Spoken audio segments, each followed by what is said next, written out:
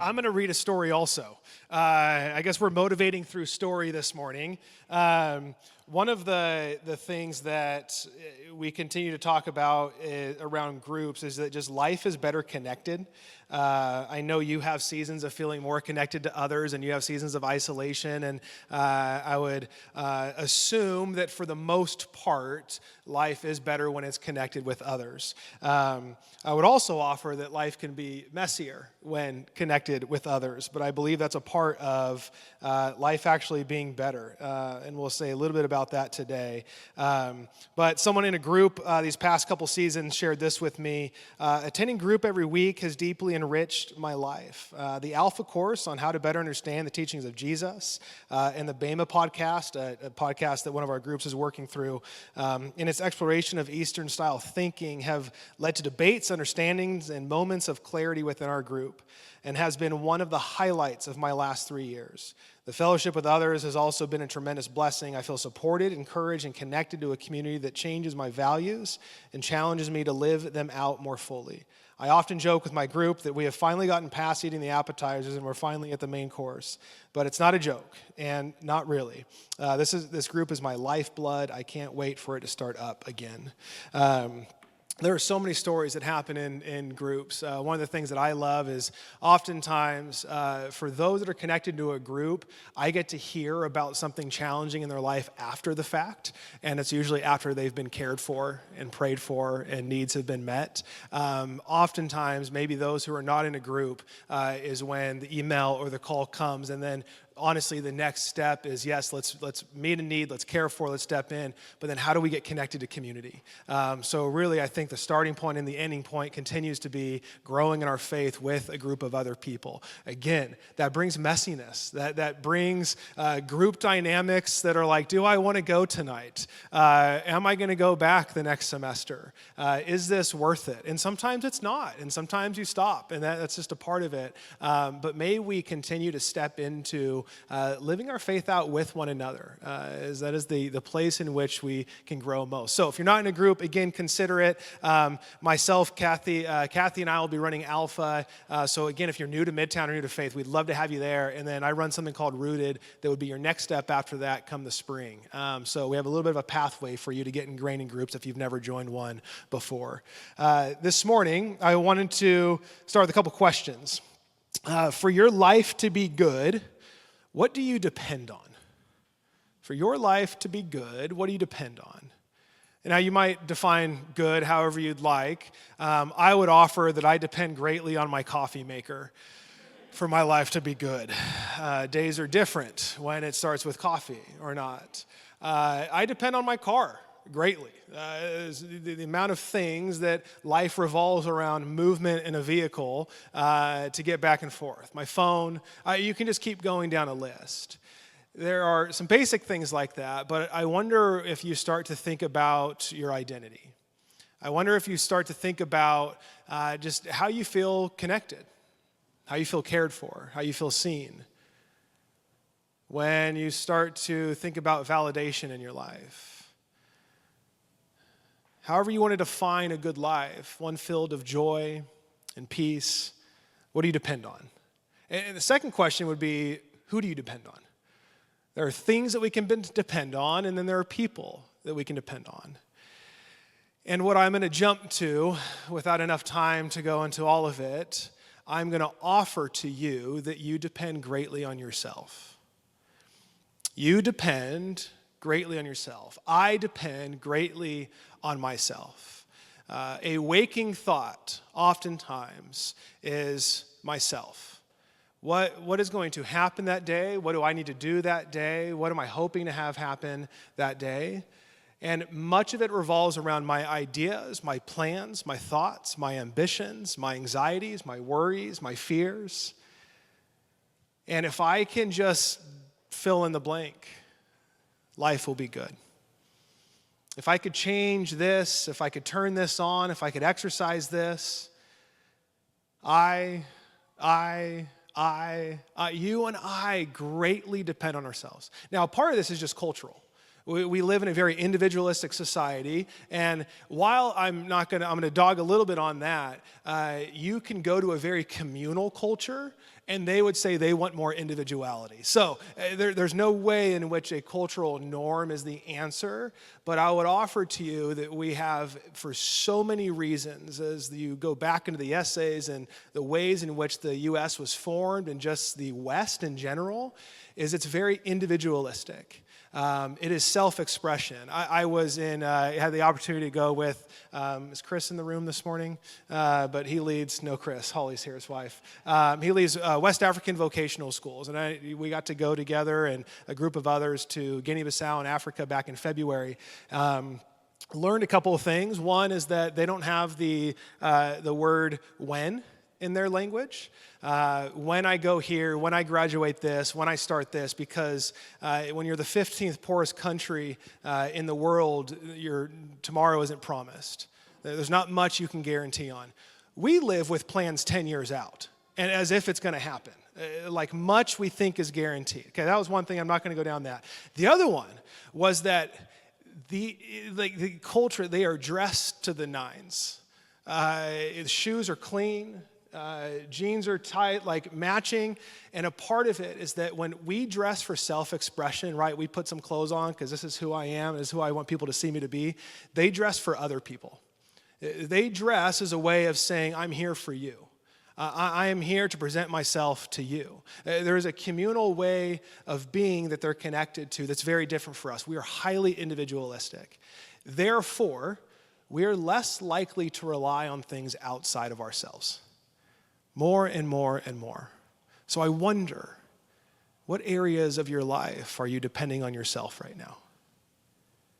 How are you depending on yourself for things to be better, to be made good, to be set right?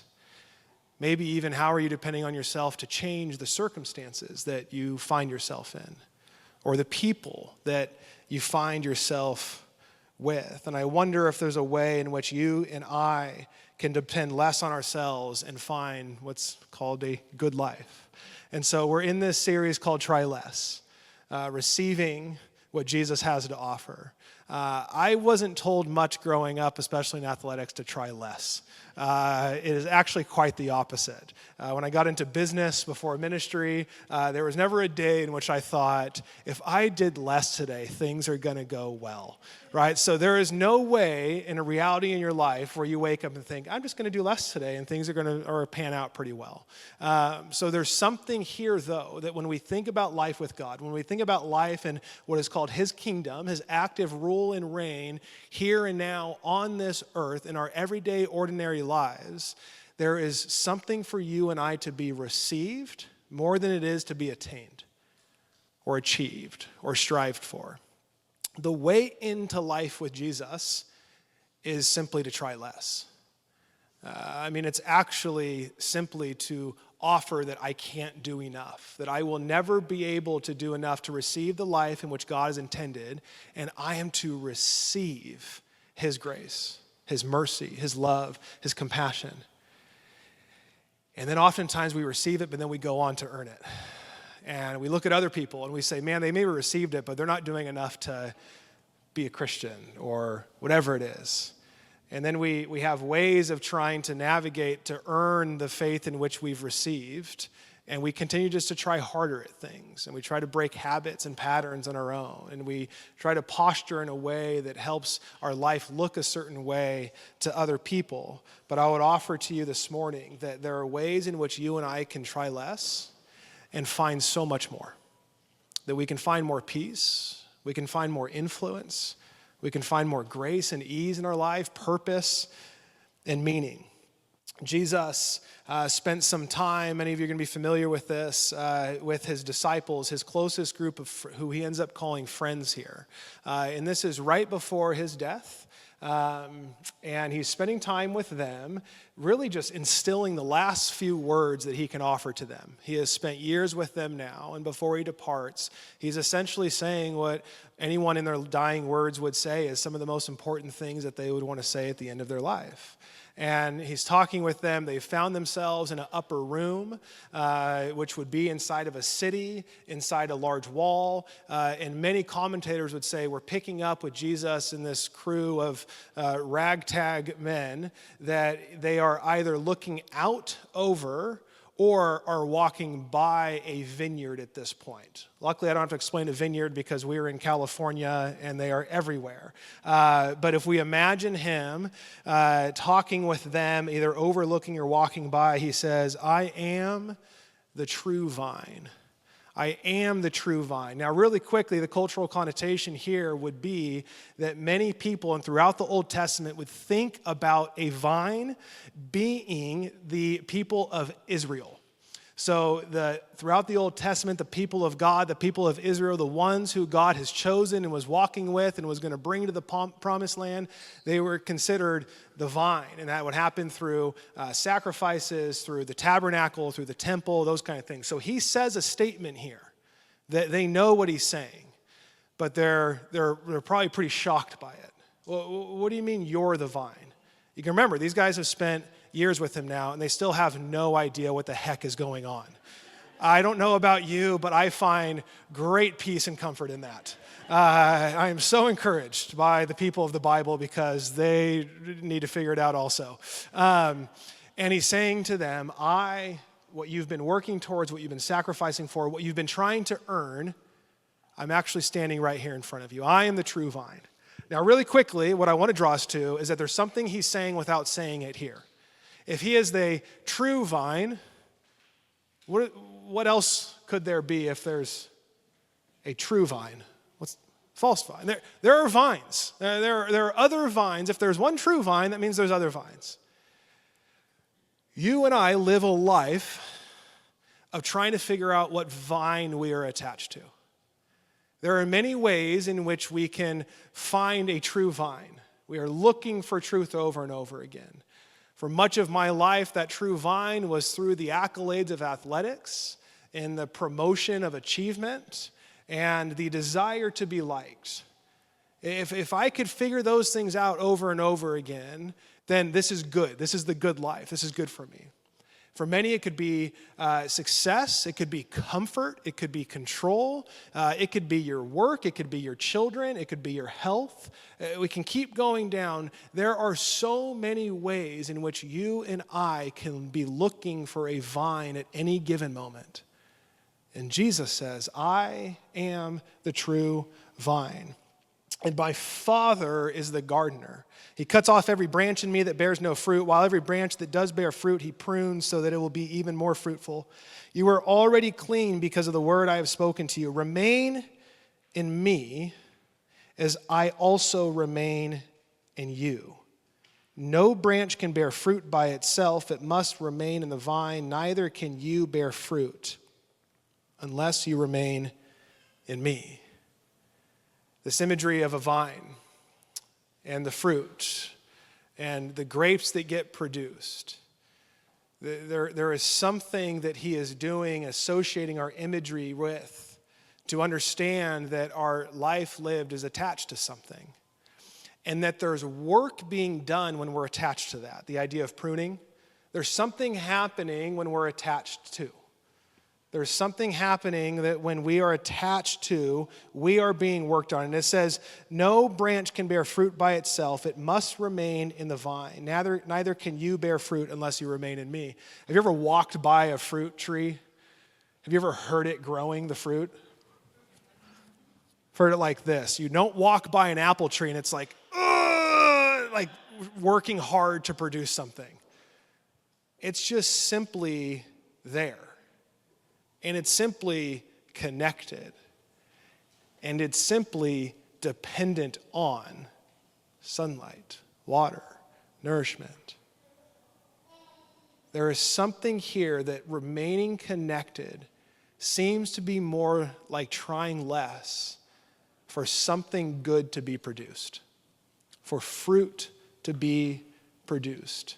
For you and I to be able to walk up and grab something that is tasteful, that is nourishing, that is good for the body, came without strain, came without working harder.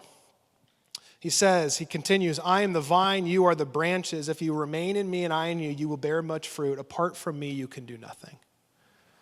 Apart from me, you can do nothing. Now, very quickly, we do a lot of things, right? It's not like we don't do nothing. There are so many things we do and can do. He is not saying that, hey, if you're not connected to me, you can't find life or have a career or raise a family or whatever it is. The reality is you can do a lot. You can find your name in the paper. You can climb to the next promotion. You can get to the next thing of ambition that you want. You can go on the next date. You can get engaged. You can get married. Like you can do many things. But he's drawing a distinction between the things that you can do and the things that only he can do. The things that you're working towards and the things that he wants to work in and through you. There are some things that you and I can spin and toil and labor and just keep going round and round about, and it will still lead to lesser things in our life. The things in which God wants to do in and through us, the good life that he has designed for us, is not by you and I trying more. It's not by striving or achieving. It's by you and I being connected to something that gives us something, that invites us towards something, and that it could actually lead to more meaningful things. Many of the things that you and I spend our days doing lead to nothing eternal. Lead to nothing beyond the face value of it. He wants to say, and in amidst everything that you are doing in your every ordinary day, if you are connected to me, there are things that will happen beyond what you're able to do, and that is what's worth living for. That is what's meaningful. Even as Kristen told that story earlier, for a 9-year-old girl who hasn't had a church experience, not sure what to make of it, has enough trust in her aunt that she would show up into a space and there's a group of people that in that moment when life is not going the way in which God designed it to, would come around and place hands on her shoulders and pray, and tears would fall down her cheeks. There's something happening in that moment beyond me saying a number of good words to try and comfort that person. There are ways in which you and I put our hands to things, and then because we're connected to something greater than ourselves, God will actually do something greater with it. Howard Thurman, theologian, and the writings of him were in Martin Luther King's pocket, along with the scriptures, as Martin Luther King Jr. led. He says, there is something in every one of you that waits and listens for the sound of the genuine in yourself. It is the only true guide you will ever have, and if you cannot hear it, you will all of your life spend your days on the ends of strings that someone else pulls. We will spend our life on the ends of strings that somebody else pulls. What do you need? What do you need in your life to find that good life right now? What are you depending on to find, to achieve, to have given to you, to go well, so that you can find peace, so that you can forgive, so that you can feel a sense of security in your life? And who's defining that? Who's actually handing to you what success looks like? Who's actually saying, here's what a good life would be? What areas of your life right now I would offer outside of Faith Church and the group of people that you're journeying with, and through that, if you have it, who's helping point you in the right direction for your marriage? That's saying that marriage is worth fighting for and something to sacrifice for. Who's helping you understand sexuality in the ways in which we understand ourselves in relation to others? Who's saying, do not follow your first desires because they may not end up to what you think they're going to bring? Who else is saying that even though they might vote different on the ballot, they are still a human being worth dignity and value to who we are to love? Who is saying that whether a different tribe, nation, tongue, color, culture, whatever it is, there is dignity and value that is worth pressing into, fighting for on behalf of, and coming alongside when there's need? What strings are you on the end of? Because Howard Thurman paints it pretty clearly that we can spend our days doing so much, but at the end of the day, we end up on the strings of someone else. The genuine voice inside yourself, he is pointing to the voice of God. He is saying that there is a voice that will give you clarity and that will invite you further into life, that will lead to a good life that you cannot do on your own and depending on yourself. Jesus continues, if you do not remain in me, you are like a branch that is thrown away and withers. Such branches are picked up, thrown in the fire, and burned. If you remain in me and my words remain in you, ask whatever you wish and it will be done for you. This is to my Father's glory that you bear much fruit, showing yourselves to be my disciples. I thought about, I have the opportunity this season and for however many more to coach the goalkeepers of the soccer team at Fresno Pacific University. I have a playing background and a coaching background, and it's something that I get to say yes to when I get asked for the right things, and it fits with life, and it doesn't cost my family or our church much. This really works well. And I realized as I went into this season, I can walk onto the field that morning having not thought a lick about what we're going to do from training, and I can run 5 goalkeepers through an hour-and-a-half training session without thinking. Like, it is just the back of my hand. The amount of hours I have spent on a field of others training me and me training others, I don't even know how to begin counting. From a very young age all the way through professionally, that's like most of my life has been on a soccer field. I wonder how much Jesus is inviting us to that in our everyday life. Because there are areas in my life that is not true of when I think about life with God.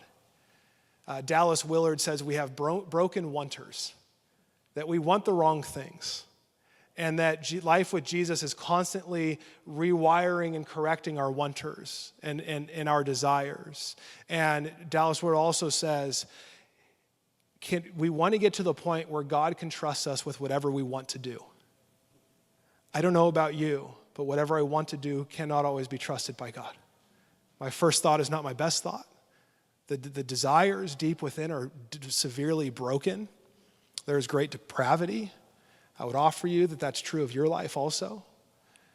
And he is saying that if you do not remain in me, your life will remain futile.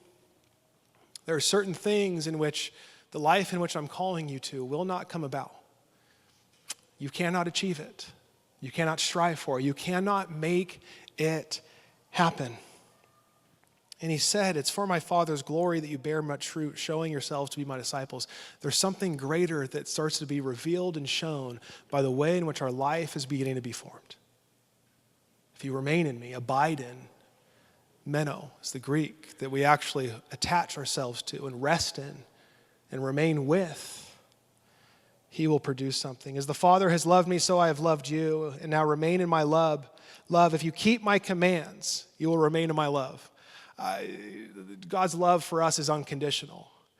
And yet there are some things that come with it that are conditional. It's interesting. It's a weird dichotomy for our brains. He is saying there's something for you and I to do. There's something for you and I to keep. There's something for you and I to take up and practice and remain doing. We don't just sit back and receive. We actually allow that to work through us, that if we keep his commands, just as I have kept my Father's commands and remain in his love, there's nothing he invites us to do that he didn't yet do himself. I have told you this so that my joy may be in you and that your joy may be complete. Do you want more joy in your life? And if we remember the difference between joy and happiness, happiness is contingent on circumstance. Joy is beyond circumstance, meaning that no matter what we find ourselves in, we can be filled with hope.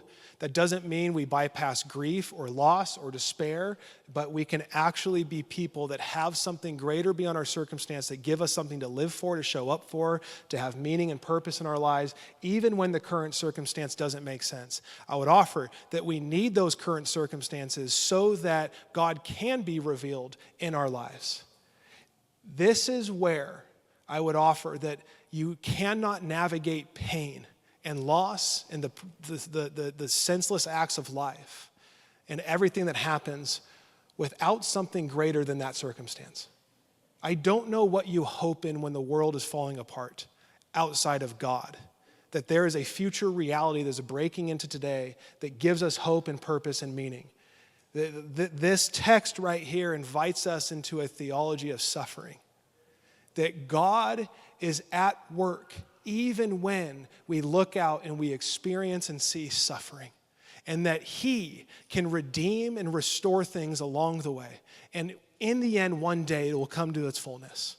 And in that we wait in expectation and hope to transcend our current circumstances and even press into them and trust that we will grow and be developed, more formed into peaceful, hopeful, loving people so that our joy will be complete.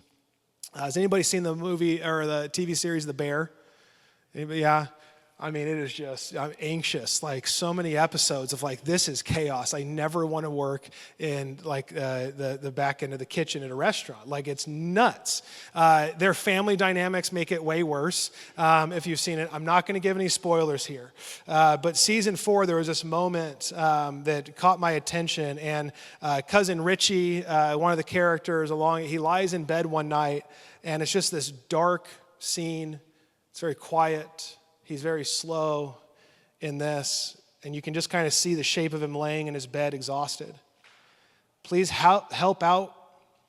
Please help me out with this place. If it is done, then I think I am done.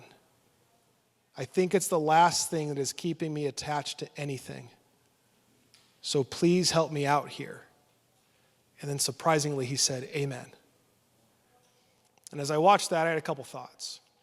One was, that's the worst prayer ever. Second thought was, that might be the greatest prayer ever. Like, two things true. Part of what's happening here, I want to point out, is that he is placing his dependence in the success of the restaurant. If this is done, he uses a couple other choice words. If this is done, I am done. Where might that be true in your life right now? If this was to be taken away, if this was to fall apart, if this was to stop working, if you had to eat crow on this, we can just keep going.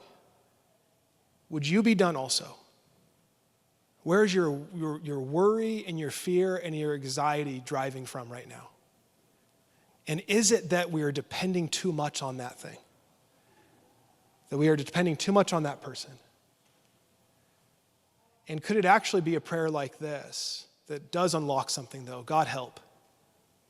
I am exhausted by this. I'm overwhelmed by this. I don't know what to do with this. But what I don't want to do is lose you and lose myself in the midst of it. So help me. Help me remain in you even when I cannot see the other side right now. Help me remain in you even when I feel like it's falling apart. Help me remain in you when I have lost all sense of control and ability to change the situation. I wonder where Jesus is asking you to depend more on him right now in your life. Why do we need this? Why does it matter to remain in him? One, we're here to receive joy. Second, he says, my command is this, love each other as I have loved you. Good luck. Greater love has no other than this, to lay down one's life for one's friend. You are my friends if you do what I command. There's a condition there. Fascinating.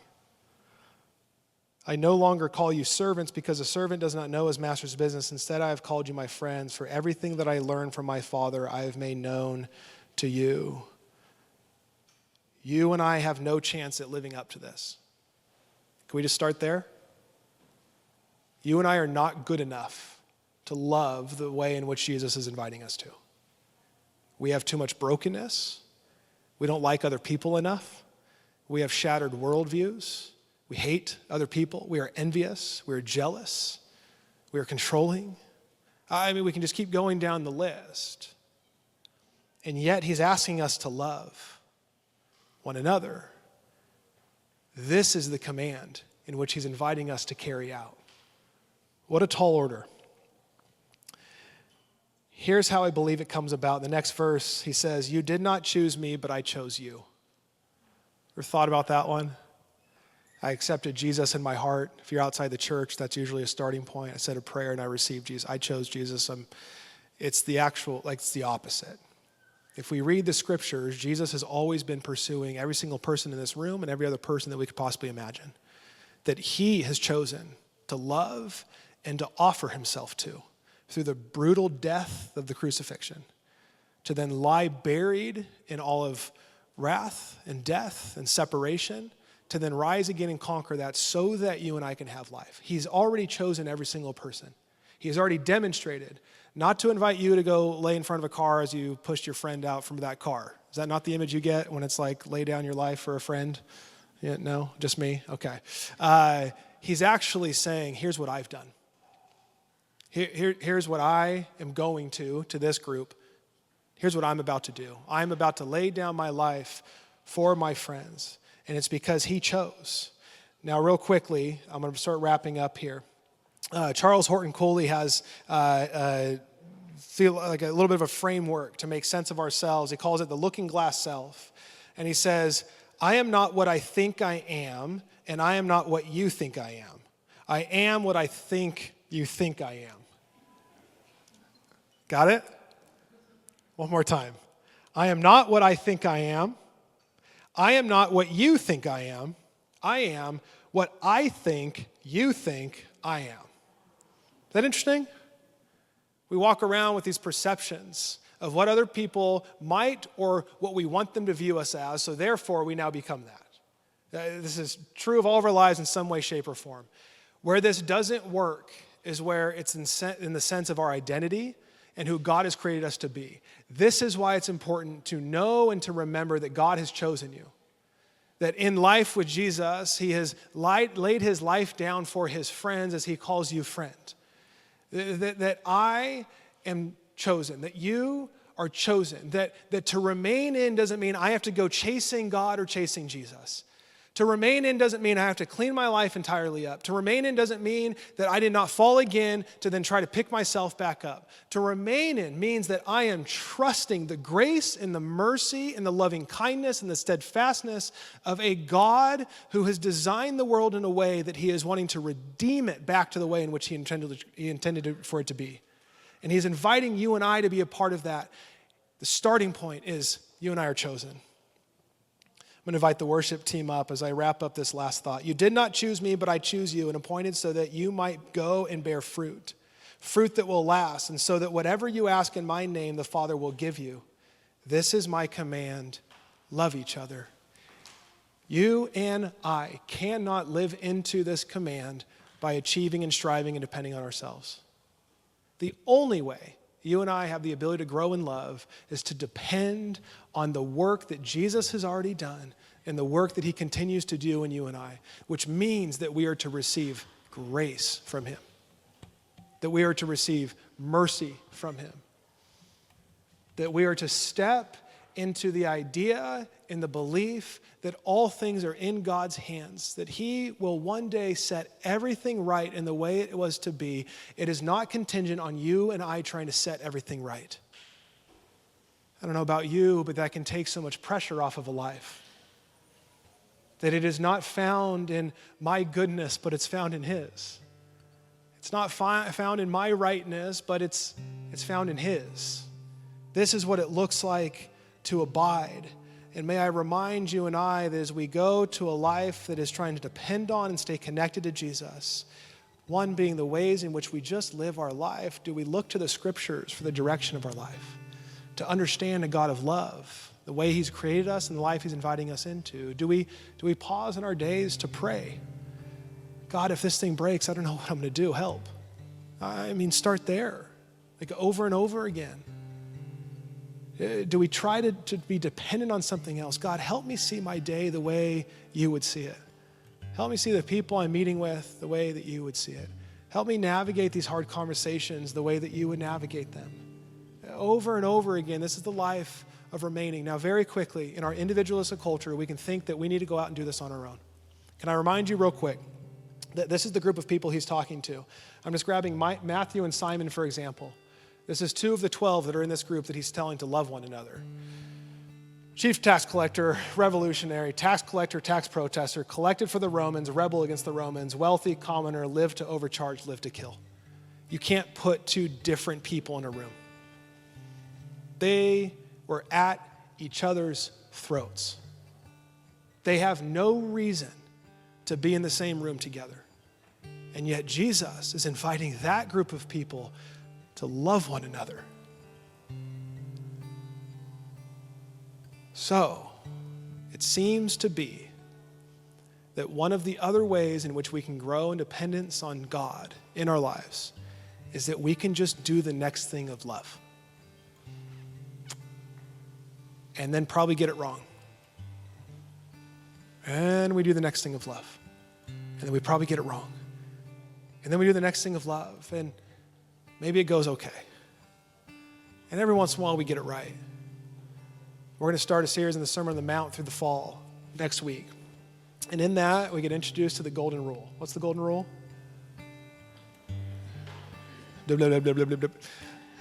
Do unto others as you would do for yourself. So what if in a space like this? What if in the groups in which we do? What if in your homes? What if a part of you and I remaining is simply just asking God, how would I want to be treated in this situation? And then we just try that on. Man, how would I want them to approach me before I send this text or this phone call?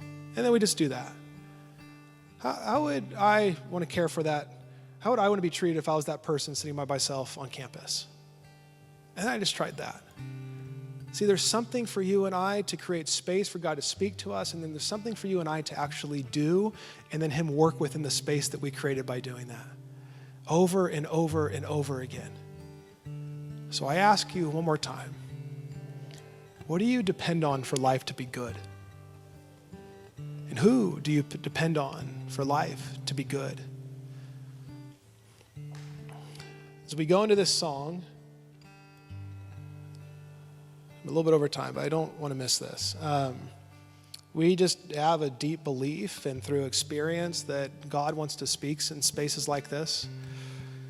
When we carve out time on a Sunday as a group of people that are trying to follow his ways, we believe that God's Spirit is active and working beyond the words that I've shared, beyond the songs that we've sung. And so I just wonder first, with a little bit of courage and bravery, just for a few groups of people to stand if you'd like. We'll sing and then the prayer team will come up. Some of you are sitting there this morning, and when I brought up the idea of that we just do the next thing that we would want done to us, someone or something popped into your mind. There's a person that you imagine doing something towards in love. There is a context in which you want to move forward in love. Without specifics, if that's anybody, I just want to just pray for us and bless us. Would you stand up? If that was a few people, like a certain person or a certain context came up. Is that anybody this morning? Or is life going extremely well? Got one. I can imagine there being a few more. And the reason we do this is that, as you've noticed, even in this passage, Jesus has something for us to do. And that we in our life of Christianity are not just believing things, but we're actually acting on things. And so when we stand here, I just am going to ask the Spirit to fill you and to work in you and to bring you to the next thing. Natalie, thank you for standing first. Is there anybody else? You just have a specific person or a context where you're like, I need to do something from here. I don't even know fully what, but I need to do something. Okay, next. When I read the chosen passage, that we did not choose him, he chose us. That hit you in a certain way. That the idea that God has chosen me, that there's something deeper for him, that he has actually moved to my life, that he loves me exactly as I am, that he has a plan and a purpose for my life. But right now I can't really see that. I don't know if I fully feel that. If that's you, would you mind standing? Yeah, bless you. Is there a couple more? This is a part of doing things in community. The vulnerability, the courage, God works in and moves through. Yeah. One more, and then we're going to sing. The Howard Thurman quote, that we are on the ends of someone else's strings, essentially. Meaning I am just maybe being dependent on something that is not true. I am believing something that someone else, culture, whatever it is feeding me. That you want to be sensitive and hear the genuine voice inside of you, God's Spirit, and be more clear on the strings in which you're to be on the end of. If that's you, would you stand this morning? If that's you. That quote just kind of resonated with you in a way. Yeah, bless you guys. Bless you. Yeah. So just join me if you're sitting. If you're close, you can place a hand on a shoulder. But we just say, Holy Spirit, come right now. Holy Spirit, come. You see each of the people that are standing, that are wanting to be people of love, both receiving it and both offering it. And for whatever they stood for, I ask you to just come in your presence and your power this morning. That it is by your grace and by your mercy that we have life. It is by your teachings and your ethics of the kingdom that show us the way of that life, one of compassion and love and obedience, motivated by your mercy. And so, Holy Spirit, come. Fill them. Make things new. Give them your love, that they sense the great chosenness in which you've placed upon their lives. And fill the gaps, Lord, in the ways that only you can. And with that, to be reminded that we are a we in a community, why don't the rest of us stand with those that are standing now? That we are not alone in this, and that our life is better connected. And so let's sing one song together, and then Kristen will close us out.